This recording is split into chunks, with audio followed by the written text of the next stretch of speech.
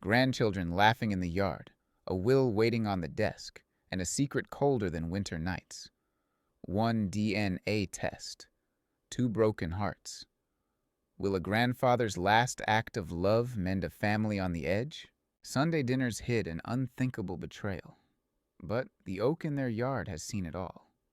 Like this video, and right where you are watching us from, we will be happy to send you our regards. The first time the thought ever crossed my mind, I shook it off the way a man brushes away a gnat buzzing too close to his ear.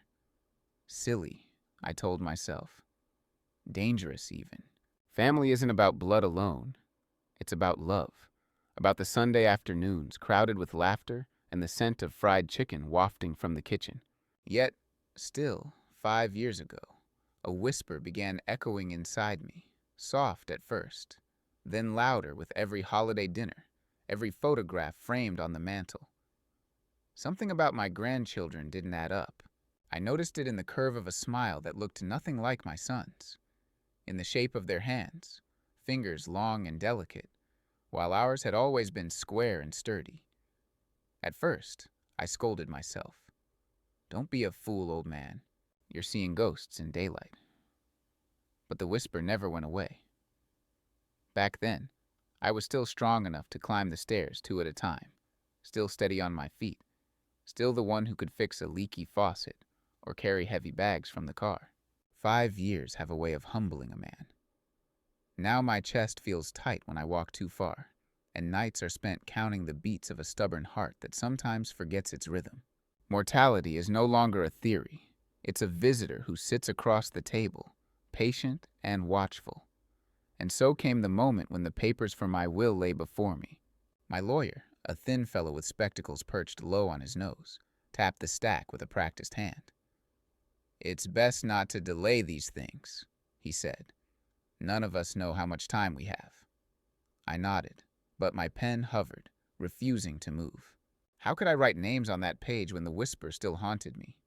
It was then I made a decision. Quiet, deliberate, and terrifying in its simplicity. A DNA test. Just a swab, a number, a science too cold and certain for the warmth of family stories. Yet, necessary. If the whisper was wrong, I'd finally silence it. If it was right, well, I wasn't ready to think that far. If only I had known that the truth would cut not just through paper and ink, but through the very fabric of our lives. The day I sent the test, I felt like a traitor. My son, Marcus, had always looked at me with trust carved into his face. He wasn't perfect, no man is, but he had inherited my work ethic, my stubborn pride, and my laughter that rattled the walls. His wife, Cassandra, smiled at me as if I were her second father. She baked me sweet potato pie on my birthday and kissed my cheek with such gentleness that it almost convinced me of her sincerity. Almost. I told no one about the test. The envelope slid into the mailbox with a weight far heavier than the paper it carried. Walking back up the steps, I remember how the wind felt colder than it should have been, how even the birds seemed to pause mid-song. Secrets have a way of changing the air around you, making it heavier, harder to breathe. At night, lying in bed, I tried to pray. "Lord," I whispered, "if I'm wrong, forgive me. And if I'm right, give me the strength to bear it." The silence that followed wasn't comforting. It felt like the pause before a verdict. What do you do when the very bloodline you thought would carry your name into the future might not be yours at all? The weeks crawled by. In the meantime, I tried to live as if nothing had changed.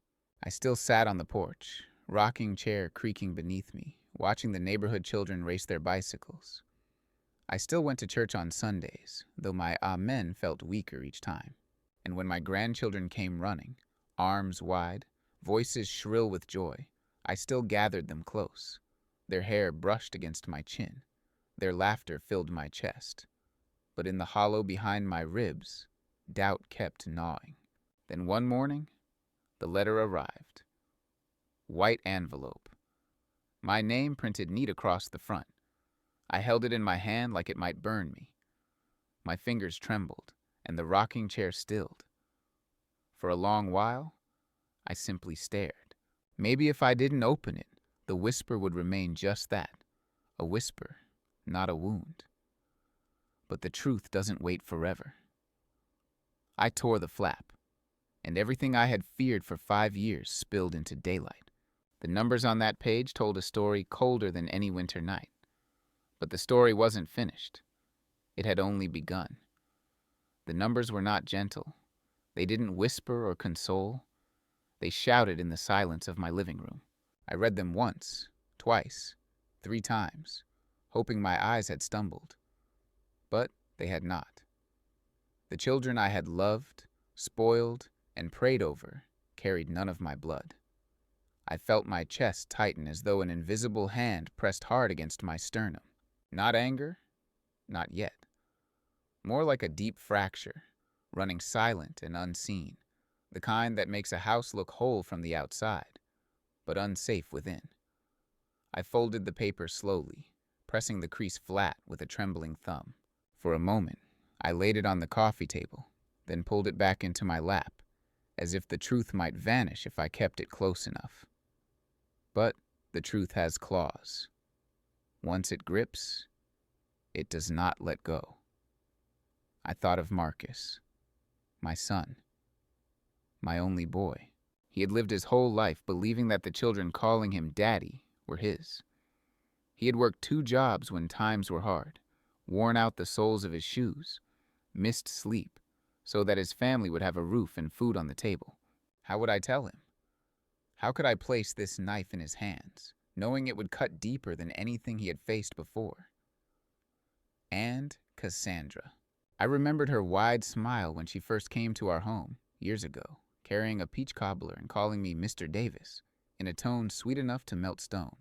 I remembered the way she leaned on Marcus's arm at their wedding, her head tilted back in trust. Had it all been performance? Or had she convinced herself of some twisted version of loyalty? The air in the room felt heavier the longer I sat. My breathing turned shallow like I was underwater. Finally, I rose and walked to the porch, letter still in my hand. The neighborhood carried on as though nothing had happened. Children shouted across yards. A lawnmower buzzed. Somewhere a radio hummed faintly. It was almost cruel how normal life looked when mine had just cracked open. I leaned against the railing, staring at the oak tree that had stood in the yard longer than I had lived. Its roots were deep, its branches scarred but strong. For years I had believed my family was the same, rooted, steady, carrying my name into the future. But the paper in my hand said otherwise. That night, I couldn't eat. My dinner sat untouched, steam curling upward and fading into nothing. I walked the hall of my house, each photograph on the wall like an accusation. Marcus, as a boy, holding his first basketball. My late wife, Ruth, smiling with the patience only she possessed. And then, the grandchildren, all lined up in frames that suddenly felt fraudulent. Their bright eyes, their careless joy, none of it erased by science, but all of it complicated by what I now knew. Sleep came in broken pieces. I woke before dawn, heart racing, as if my body understood before my mind did. Life had changed. Forever. The next morning, Marcus called. His voice was tired, the kind of tired that sinks into the bones. "Dad, Cassandra wants us all over for dinner this weekend," he said. "She's making your favorite ribs." For a moment, I couldn't speak. My throat was dry, my tongue heavy. How could he know? How could he not feel the betrayal already sitting like poison in our home? But his voice was light with hope, and I couldn't crush it then. "All right, son," I managed. "I'll be there." After the call, I sat at the kitchen table with the letter spread open again. The words didn't change, but my feelings twisted around them like thorny vines. Betrayal. Sorrow. Even a strange kind of guilt, forever suspecting before the proof arrived. I wondered what Ruth would have said, had she been here. She had been the anchor of our family, steady even when storms rose. Maybe she would have told me to protect Marcus at all costs. Maybe she would have said truth matters more than comfort. I will never know. Her absence burned sharper that day than it had in years. By Friday evening, I was a man split in two. One part of me wanted to storm into their home, slam the paper on the table, and demand answers. The other part, the quieter part, wanted to hold my son's hand and shield him, even from knowledge that would break him. At dinner, Cassandra moved around the kitchen with practiced ease, apron tied neatly, laughter spilling out as though life had given her nothing but blessings. She set the ribs before me, steam rising, the scent rich and familiar. My stomach churned. The children ran through the house, their feet pounding the hardwood. They shouted, "Grandpa! Grandpa!" and clung to my legs, faces lit with joy. And even then, even knowing, I bent down and gathered them close, because love is not so easily switched off, even when trust is shattered. I smiled for them, though the muscles in my face felt stiff. Marcus sat beside me, pride glowing in his eyes as he watched his family. He didn't see the shadows flickering in mine. And as Cassandra poured sweet tea into my glass, her hand brushing the rim with care, I looked at her face. Her beauty was undeniable, her confidence intact. But behind her eyes, I searched for a crack, a flicker of guilt, a tremor of fear. If there was one, she buried it deep. When that night, when I left their house and walked into the cool air, I knew I stood at the edge of something vast and terrible. A choice loomed, one that would decide the shape of our family for generations. And though the road ahead was hidden, I could already feel its weight pressing on my chest.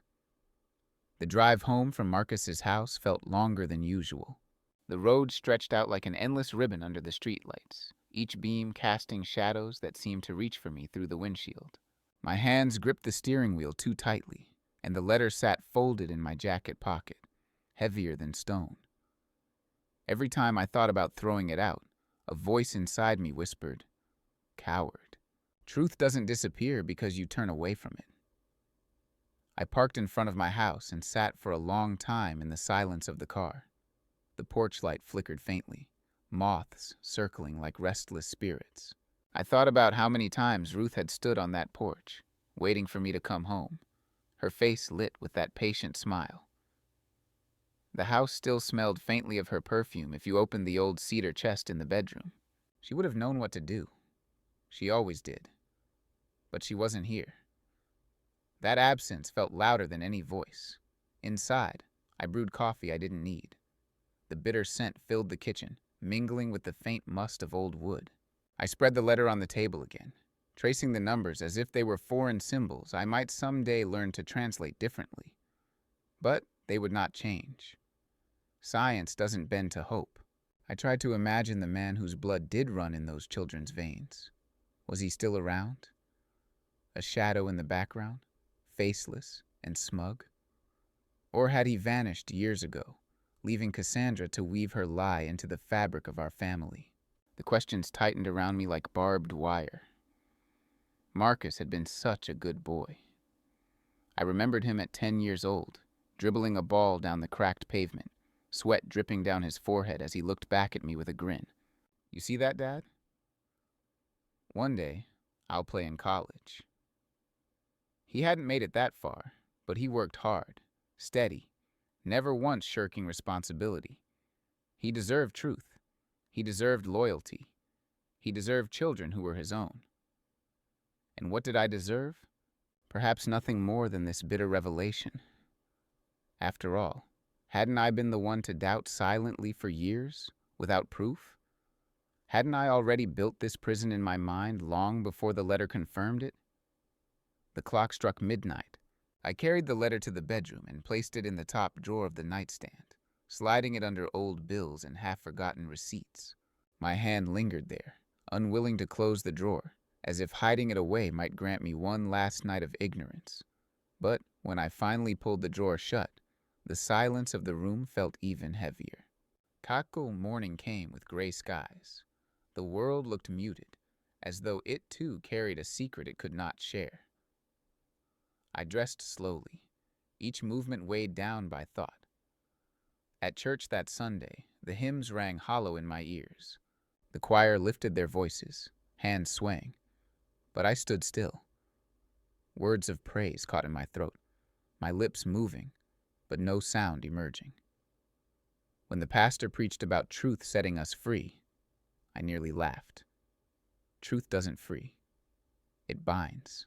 It shackles you to the burden of choice. After service, Sister Lorraine, an old friend of Ruth's, patted my arm. "You're looking pale these days, Henry," she said, concern etched in her brow. "You need rest." Rest. I almost told her the truth right then, just to release some of the weight pressing on my chest. But what good would it do, unburdening myself to someone who could never carry it for me? I smiled, thin and brittle. "I'll be fine, Lorraine. Just tired." The lie tasted sour. That afternoon, Marcus called again.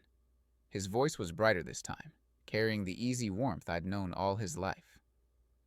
"Dad, the kids want to come over next weekend. They've been asking to stay with you, maybe even overnight.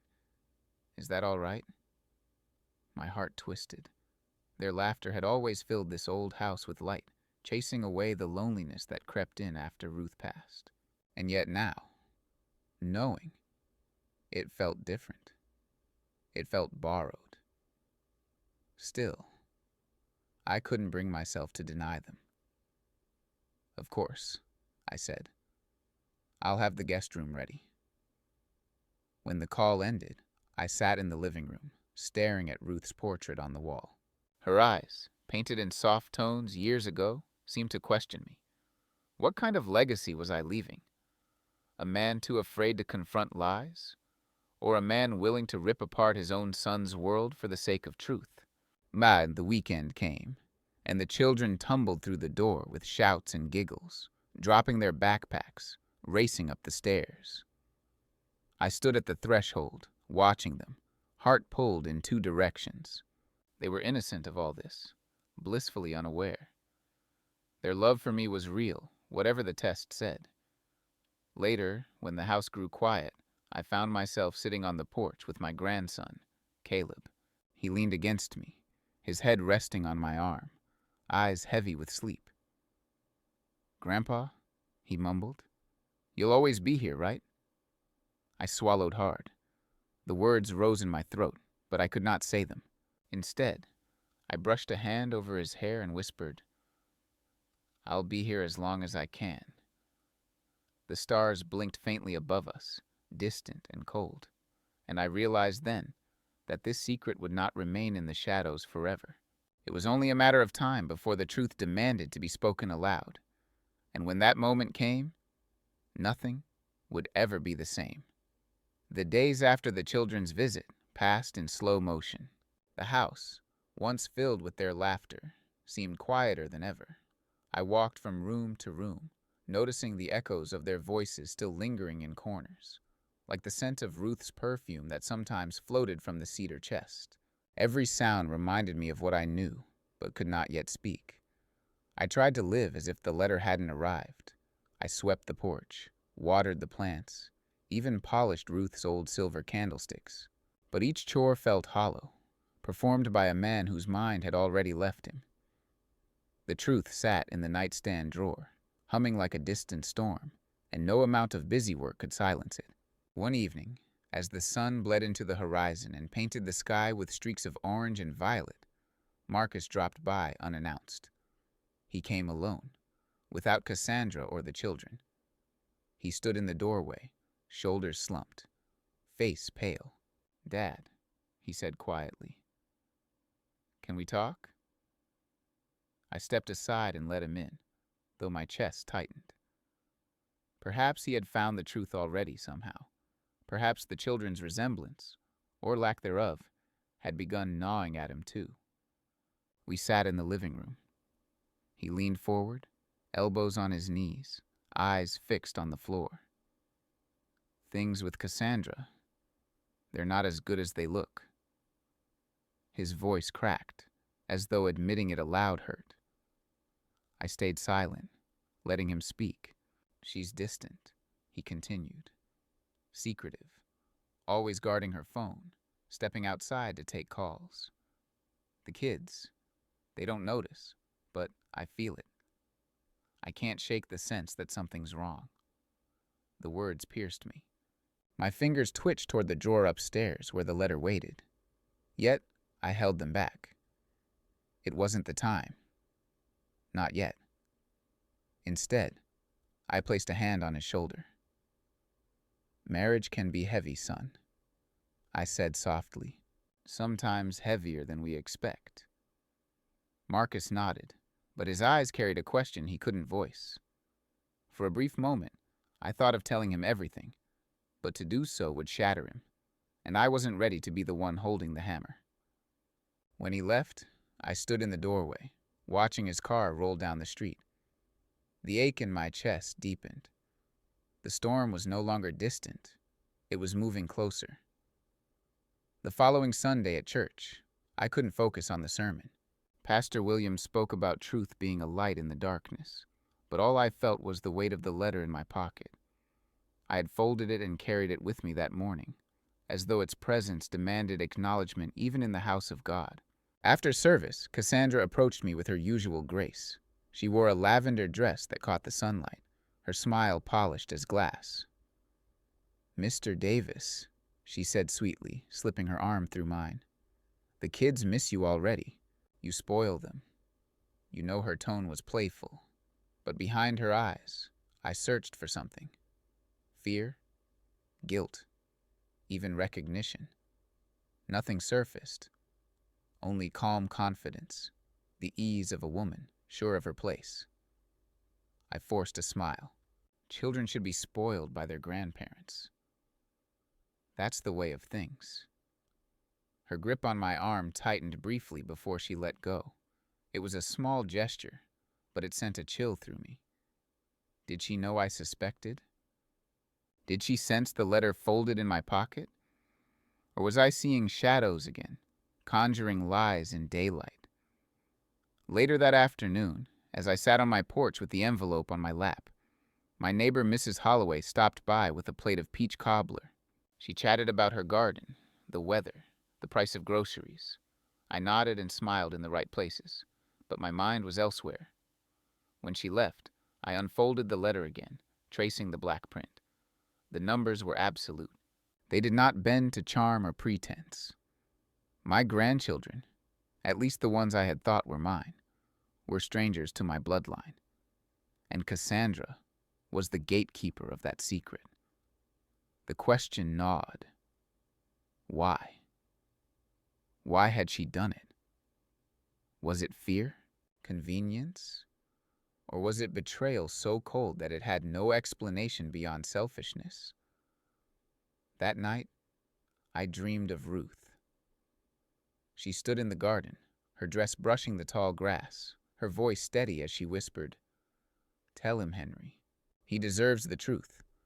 I woke with tears dampening my pillow, my body trembling in the dark. The following week brought another dinner invitation. Cassandra's voice on the phone was syrup sweet, her laughter bright. "We want you here, Mr. Davis. The children can't stop asking for their grandpa." Her words stung. Grandpa. A title I had carried with pride, now heavy with doubt. Still, I agreed. At their house, the table was set with care, candles glowing, plates gleaming. Marcus greeted me warmly, though fatigue lined his face. The children rushed to my side, wrapping their arms around me, their joy untainted. But as I sat at the table, Cassandra's every move drew my eye. The way she glanced at Marcus when he spoke, the way her smile lingered a fraction too long when the phone buzzed in her pocket, the way she reached for my plate, serving me food with a care that felt almost rehearsed. Halfway through the meal, Marcus excused himself to take a call in the other room. The children were laughing over a story, their voices loud. when Cassandra leaned closer to me. Her voice dropped low. "You've been quiet tonight, Mr. Davis. Something on your mind?" Her eyes met mine, calm, steady, almost challenging.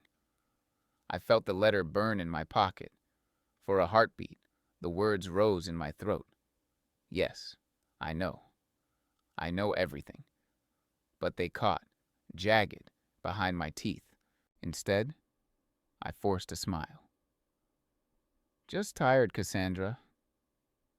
That's all. She studied me a moment longer, then leaned back, satisfied. When Marcus returned, the conversation resumed, but my mind raced. I realized then that silence would not save me. Silence would not protect Marcus. The truth was a fire. It would burn whether I fed it or not. Driving home that night, the decision settled on me like a heavy cloak. The time for hesitation was ending. Soon, I would have to speak, and when I did, the world we had built would crumble. It began with a tremor I could not still, a restless tapping of fingertips against the kitchen table at dawn. Coffee steamed untouched in my mug, while cicadas outside rasped the day awake.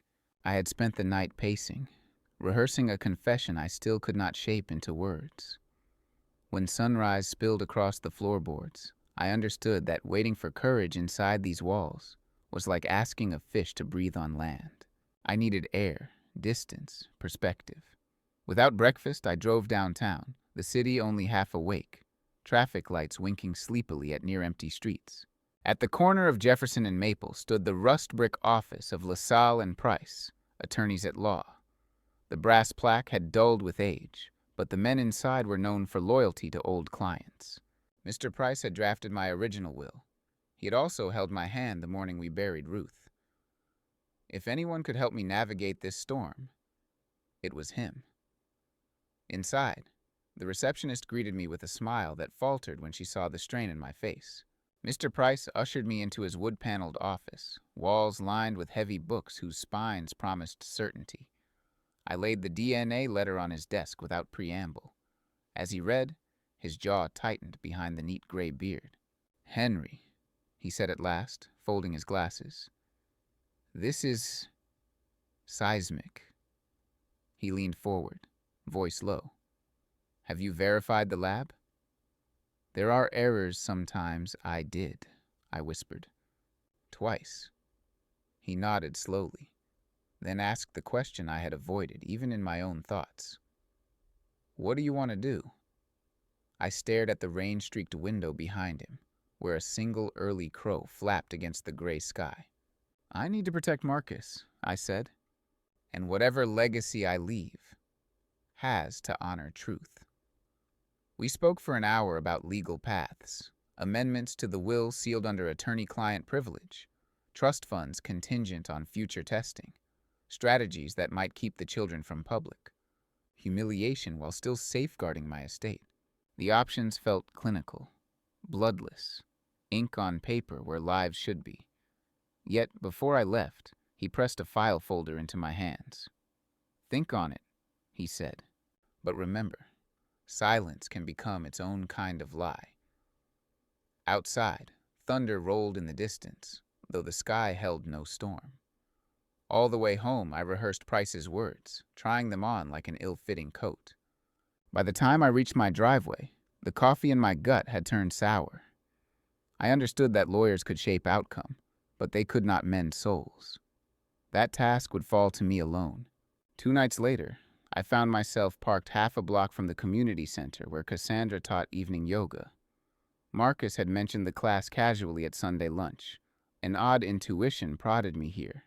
Street lamps pooled soft light on the wet asphalt, and my wipers swept drizzle from the windshield in monotonous arcs. People emerged in pairs, mats slung over shoulders, laughter drifting like campfire smoke. I recognized Cassandra by the floral gym bag and the confident tilt of her chin. She wasn't alone. A tall man walked beside her, lean, olive-skinned, hair pulled into a neat ponytail. They spoke intimately, faces close. When he touched her elbow, she didn't flinch. She smiled. They paused under the awning of a closed bakery. Cassandra reached into her bag, produced a small envelope, slid it into the man's jacket pocket. He brushed a strand of hair from her cheek, an almost tender gesture, and whispered something that made her laugh. Rage flared behind my ribs, quick and hot, yet strangely quiet, like fire catching on dry grass. I gripped the steering wheel until my knuckles whitened. Confronting them here would serve no one. It would simply spill ugliness onto a dark sidewalk and leave Marcus in the dark. Instead, I memorized the stranger's car, a silver sedan with a dealer's tag frame, and let them drive away before easing my own engine to life. Back home, I sat on the porch in darkness, replaying the scene until dawn bled over the rooftops. I pictured Marcus rocking their youngest to sleep while his wife pressed another man's shoulder. I pictured the children's drawings on my refrigerator, crayon suns and wobbly stick houses, none of which carried my blood or Marcus's. The injustice tasted of iron. Yet another thought crept in, softer than fury. Whatever Cassandra had done, the children were innocent. They loved me with open hearts. My actions would ripple through theirs, shaping the people they would become. Justice and mercy tugged at opposite ends of me until I felt like cloth about to tear. A week later, the hospital called with my latest cardiology results. "Your ejection fraction has dropped again, Mr. Davis," Dr. Chu said gently over the line. "We need to adjust medication and discuss future interventions." He spoke for several minutes, but my mind caught only fragments: scar tissue, surgical options, time frames measured in ambiguous seasons. When the call ended, the room felt smaller, the air thin. Mortality had once more stepped out of abstraction and taken a seat at my table. That night, I retrieved Ruth's stationery from the cedar chest, ivory pages trimmed in gold. She saved them for correspondences that mattered. I sat at the dining room table, fountain pen poised above the blank sheet, and began a letter to Marcus. Words poured slower than ink. Each sentence weighed against the consequence it would unleash. I told him about my love first, how I had held him as a newborn, how proud I'd been the first time he outpaced me in a foot race, how his laugh still reminded me of Ruth's wind chimes. Only then did I unspool the facts. The whisper, the test, the undeniable numbers. Halfway through, tears blurred the page, forming pale constellations on the paper. I pressed on, explaining what I had witnessed outside the yoga studio, describing the man with the dealer's tag and the tenderness that had no place in a faithful marriage. I ended not with advice, but with a promise. Whatever came next, I would stand beside my son. I sealed the envelope, slid it into a drawer beside family photographs, and closed the wood with a decisive click. My heart thudded, but the pressure behind my breastbone eased. Action, I realized, had its own medicine. The following morning, I called Marcus. "Come over tomorrow evening," I said. "Just you. We need to talk." His pause on the line was brief, but telling. "All right, Dad," he replied. "I'll be there." After hanging up, I opened every window in the house despite the chill. Fresh air rushed in, rattling curtains, sweeping dust from corners. It smelled like wet earth and new beginnings. I stood in the draft, breathing deeply, feeling something inside me shift from dread to resolve. Whatever storm broke tomorrow, it would break under my roof in honest daylight.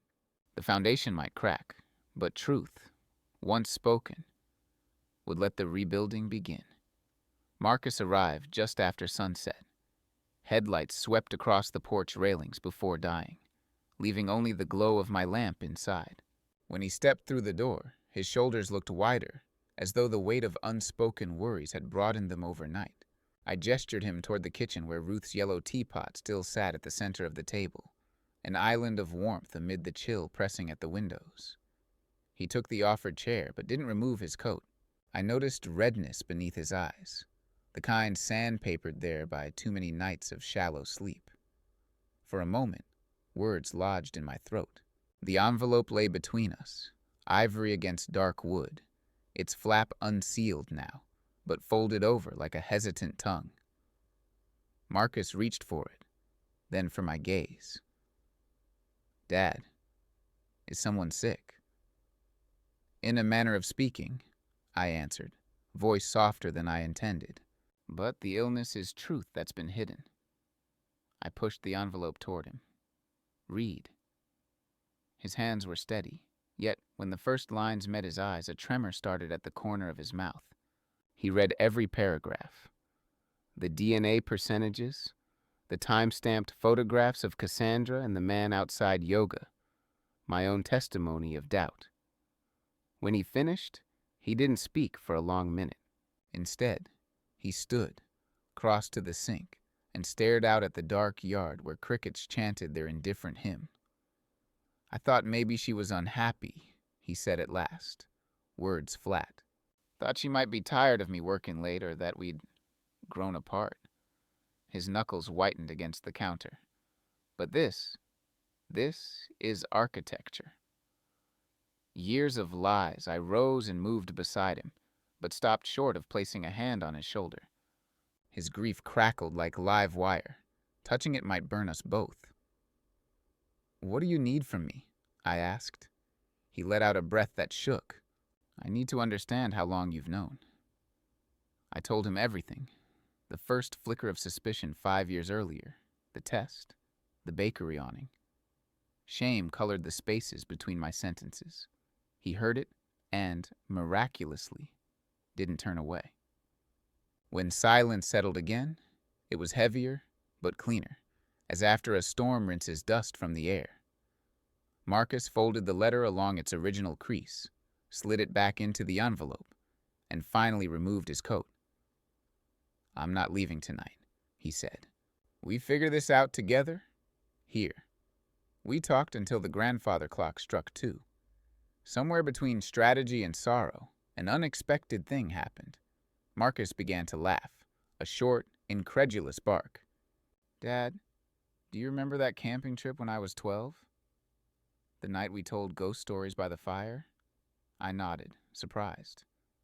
You said the scariest thing in life wasn't a monster in the woods, but a lie in your own house. He rubbed his eyes.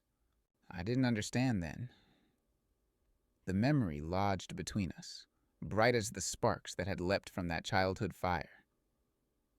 Marcus straightened. Tomorrow I confront her. Not in anger. At least I'll try. I'll ask for the name of their biological father. Demand a paternity test to confirm. And regardless of outcome, the children stay innocent. They will not hear venom from my mouth. Pride rose in me, fierce and aching. Yet the road promised no clean victories. If Cassandra resists, I asked, then we protect what we can. He looked around the kitchen, at photos of baseball games, graduations, birthdays. We build something honest from what's left. I walked him to the guest room. Before he closed the door, he turned. Thank you for telling me, Dad. Half-truths would have broken us worse. The words, simple as they were, lifted a burden I'd carried so long, I'd forgotten its full weight. Morning brought pale sun and the smell of cinnamon toast. Marcus stood at the stove, hand steady now, flipping slices as though routine might anchor him. We ate in near silence until the phone rang. Cassandra's voice, tinny on speaker, bubbled with domestic cheer. The girls have dance pictures this afternoon. Marcus, don't forget their tights. He cleared his throat. We need to talk. Today, when I bring them home. A pause, just long enough to reveal awareness. Of course, she replied, melody intact. We'll talk. After he left, I paced the living room, rehearsing supportive phrases. By noon, clouds rolled across the sun, muting light so the house felt like dusk. I brewed tea I never drank. At 3 o'clock, tires crunched the gravel drive. Anxiety jolted me upright. Cassandra entered first, daughters chattering around her knees, tulle skirts rustling like restless wings. Marcus followed, carrying garment bags. I greeted the girls, asked about their recital spins. They twirled, giggling, oblivious to the brewing tempest. When they bounded upstairs to raid Ruth's ancient costume trunk, Marcus motioned his wife toward the den. She perched on the sofa's edge, ankles crossed, posture pristine. Marcus sat opposite, and I took the armchair, letter in hand. He spoke calmly. The lab results, the photographs, the ache of betrayal. Cassandra's face remained a mask, composed, elegant. Only her fingers betrayed her, worrying the hem of her blouse. When he finished, she inhaled once, deeply, and folded her hands in her lap. "I wanted to tell you," she said, voice steady but eyes glassy. "Back then I was scared.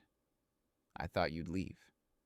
And then, you loved them so fiercely I convinced myself it didn't matter." She swallowed. He was a mistake. A brief one.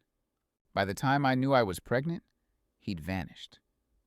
You were stability, kindness. Marcus's jaw tightened. Kindness isn't consent. Tears slipped at last, tracing silent rivulets down her cheeks. "I know," she whispered. "I have lived with that guilt every day."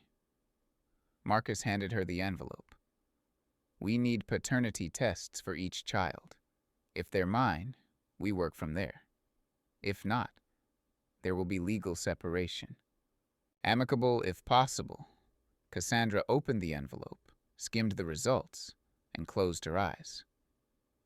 "They deserve better than courtroom warfare."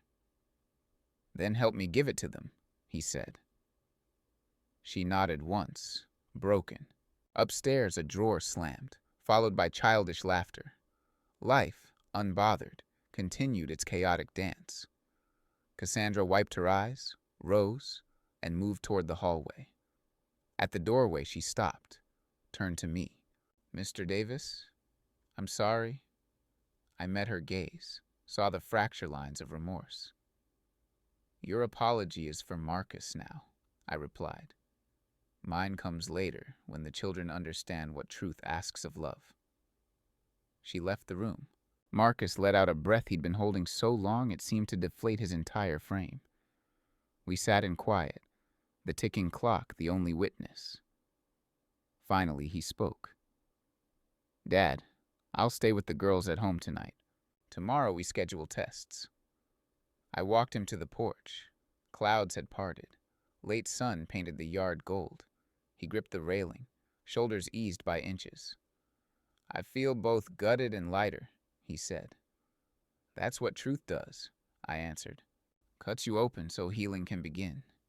He looked at me then, eyes clear despite exhaustion. "Healing starts here."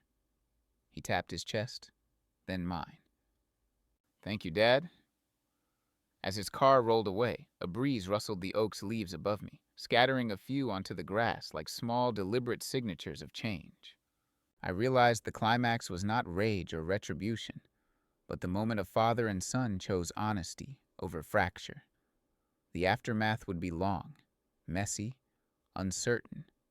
Yet somehow, for the first time in weeks, I believed we might endure it together. The envelope from the lab arrived 3 weeks later, thick with separate folders, one for each child. Marcus rang my bell at sunrise, shoes dusted with dew, eyes ringed but resolute. We spread the results across the dining room table, the same oak slab where Ruth once braided Marcus's hair before first grade. The morning light slanted in, illuminating each page like brittle scripture. The eldest, Ava, carried no trace of Marcus's DNA. The middle child, Caleb, the boy who had rested his head on my shoulder beneath the stars, was not Marcus's either. The youngest, Naomi, shared half her markers with him. 1 out of 3. A decimal fact that severed and sutured in the same stroke. Marcus read the numbers without visible tremor, but I saw muscle clench beneath his jaw. He closed the folders gently, as though handling the fragile bones of a bird. "I thought the verdict would break neatly one way or the other," he murmured. "How do you grieve 2 and celebrate 1 within the same heartbeat?" I had no answer. Grief seldom respects tidy boundaries. He slid the folders toward me. "Dad, You've a right to see. I scanned the data. My own bloodline ended with Naomi, and still, looking at the empty columns beside her siblings' names, I felt no relief, only ache for all three. Marcus took a deep breath. I won't punish children for a lie they never told. Ava and Caleb keep their home, their school, their friends. He paused. But Cassandra must move out until custody is settled. Trust has to breathe in honest air. I nodded. Pride and sorrow tangled tight. I'll support whatever path you choose. He looked at me then, eyes raw. Path feels too grand a word. I'm crawling on broken glass without a map. Before he left, we drafted a list of practical steps. Notify an attorney, secure counseling for the children, pack an overnight bag for Naomi when she stayed with him. The mundane scaffolding of crisis. When the door shut behind him, I stood in the quiet house, feeling the ripple of consequence widening outward, as though a stone had struck not water, but my own ribs. I found Ruth's Bible on the shelf, open to Lamentations, and let the ancient words settle like balm on fresh cuts. They did not heal, but they named the hurt, and naming granted me one small breath of steadiness. 2 evenings later, Marcus arrived with the children. Cassandra remained in the car, engine idling. She would collect Ava and Caleb after the conversation. Inside, I set out cocoa topped with too much marshmallow. Naomi perched beside her father, her tiny hand wrapped around his thumb. Ava slumped in an armchair, arms folded, chin tipped defiantly, while Caleb's restless knees bounced beneath the coffee table. Marcus cleared his throat. We need to talk about family. Simple words, impossible cargo. He chose them with the care of a man defusing a bomb. Sometimes adults make mistakes that change what we thought was true.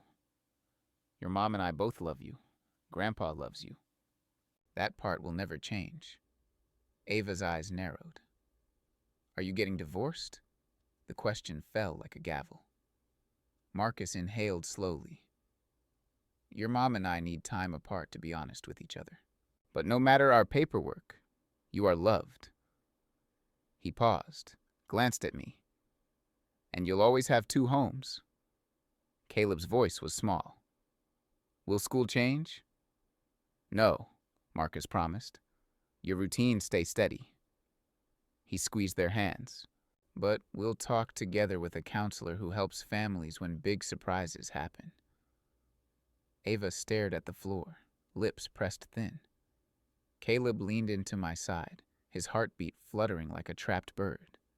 Naomi traced patterns on the couch fabric, oblivious to lineage's algebra. In that moment, I saw how innocence suffers collateral bruises from adult disasters. I knelt, gathering all 3 into my arms despite Ava's stiff resistance. Whatever names tests put on paper, I whispered. My heart already printed yours there long ago.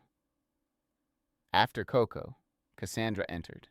Her face looked ashen, mascara smudged. She thanked me for caring, voice brittle as spun glass. Marcus handed her the overnight bag for Ava and Caleb. Naomi tugged his sleeve, confusion clouding her dark eyes. He lifted her, burying his face in her curls. We'll have pancakes in the morning, little star, he murmured, and she smiled like dawn after rain. When the door clicked shut behind Cassandra and the older kids, the house felt suddenly cavernous. Marcus stood in the foyer, Naomi asleep on his shoulder. Do I look different? He asked quietly. Half of what defined me an hour ago just slid away. I touched his cheek, rough with worry stubble. You look like a father still? He exhaled shakily. Yes, just not the father I thought. That night I heard him pacing the hallway outside the guest room, floorboards creaking beneath each heavy turn. At dawn I found him on the porch swing, Naomi snuggled under a quilt, both of them watching the pale horizon. He looked up. Truth keeps me awake, but her breathing keeps me grounded. I brought out 2 mugs of coffee. We sat there while the world brightened, talking about kindergarten artwork, braces appointments, bedtime stories. Life's small tasks that build tomorrow whether or not we are ready. Weeks folded into months. Leaves turned, drifted, and were replaced by the chill geometry of bare branches. My cardiologist installed a small device near my collarbone, a sentinel against rogue rhythms. Recovery pinned me to the house. I watched through the front window as Marcus shepherded 3 children across the yard, each holding a tote of weekend essentials. Ava's walls eventually softened. She resumed leaving doodles on my fridge door. Caleb found solace in constructing elaborate Lego cities at my coffee table, narrating each tower's history. Naomi learned to write her name, pressing each letter with solemn concentration. One snowy afternoon, Marcus received final divorce paperwork granting joint custody. Financial settlements were fair, if lean. Cassandra relocated to an apartment across town. Her visits were supervised until trust could regrow in some new, unfamiliar form. She carried guilt like a visible aura, but also a determination to remain present for the children she had borne and the man she had wronged. When my strength returned, I invited the family to the yard beneath the old oak. I set up a small charcoal grill, the scent of mesquite curling into the clear sky. We ate burgers wrapped in mittens and laughed at the absurdity of mustard freezing on buns. Ava surprised us all by tugging off one glove and slipping her hand into mine. "Grandpa," she asked, "did you plant this tree?" I chuckled. "Your grandma did, before Marcus was born. Its roots wrap halfway to the next county by now." She nodded, thoughtful. "So even if a storm knocks off branches, the roots stay." That night, after they'd left, I sat at my desk and revised my will one final time. Marcus would inherit the house and the bulk of my savings. Naomi would receive a college fund. Ava and Caleb would each receive smaller trusts earmarked for education, acknowledgement of my enduring role in their lives. Money could never mend identity, but it could open doors that truth had slammed. I placed the signed document in the top drawer beside Ruth's faded letters. My chest felt lighter than it had in years. Not because the fracture had healed. Cracks remained, visible and tender, but because clean lines had replaced secret fault lines. On the first mild morning of spring, Marcus arrived with all 3 children. They burst onto the porch carrying a cake lopsided with frosting. "Happy almost birthday, Grandpa," Caleb shouted. Ava held a homemade card, an oak drawn in crayon, its roots colored a deep, impossible gold. Naomi handed me a single acorn, cheeks dimpling. "You can plant another tree," she whispered. I knelt, the ache in my knees tempered by warmth in my chest. Around us, the yard hummed with new life, buds swelling on branches, robins tilting heads for worms. I pressed the acorn into the soft earth, while the children cupped their small hands over mine. Marcus stood beside us, eyes bright. Blood, I realized, is one kind of lineage. Love is another. Both can seed forests if tended well. As the children laughed and the sun climbed higher, I felt the thrum of my newly steadied heart and understood that legacy is not merely what survives us, but what grows because of us. The oak overhead rustled, scattering last year's leaves like quiet applause, and for the first time since the whisper began, I breathed without the weight of unanswered questions.